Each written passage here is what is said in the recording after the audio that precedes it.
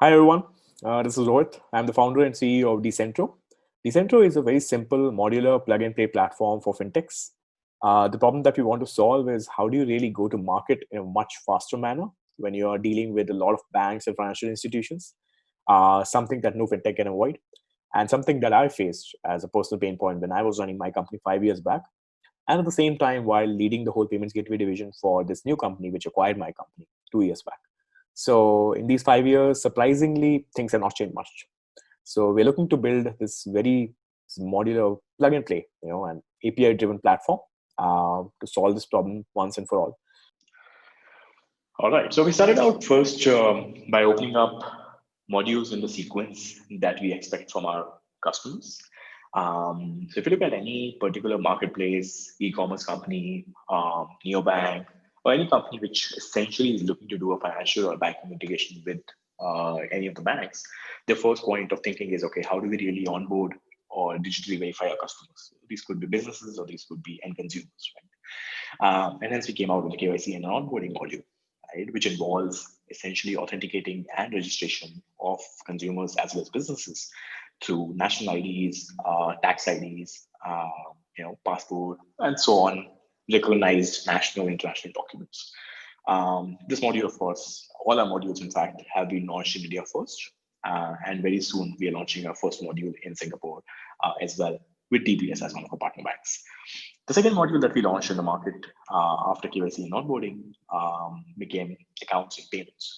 And the idea there, as the name implies, is essentially to solve for connecting to the core banking piece with a particular bank. We started out with the top three private banks in India, which include Yes Bank, ICICI, and Citibank. And of course, we have a bunch of more in the pipeline.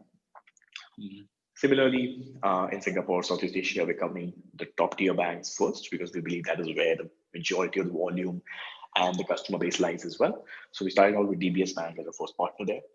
And I'll shortly show you a case study as well, how we're using this module to simplify the entire money flow and the banking integration cycle for marketplaces and various companies, including neobanks as well. And the third one, which we have launched, is the ML compliance, right, which essentially helps you validate a person or a business against global sanction lists, and then do real-time transaction monitoring for fraud prevention. And then, as you can notice, there are a couple of modules, of course, in the pipeline, essentially making it a full-fledged financial or banking API suite for any fintech or marketplace to integrate with. Let me take you through, one of our case studies and a couple of our customer flows. So this is essentially a case study for one of the SME-focused neobanks that has launched in India recently. They just went live a few weeks back, and their entire banking infrastructure, that is the backend of their collections, payouts, and money flow, is resting on our APIs. So we're very, very proud to really power the full-fledged infrastructure for banking integrations for many of these neobanks and marketplaces, starting from India. Now, just to give you an overview of what they do, they essentially are an AI-based platform for businesses to run on autopilot. What that means is that they essentially want to enable any small and medium-sized business in the country to come online, register themselves, create their catalog, sell their products, and then integrate multiple modes of payments, and then of course manage their entire money flow, collections, and routing cycle entirely digitally, right?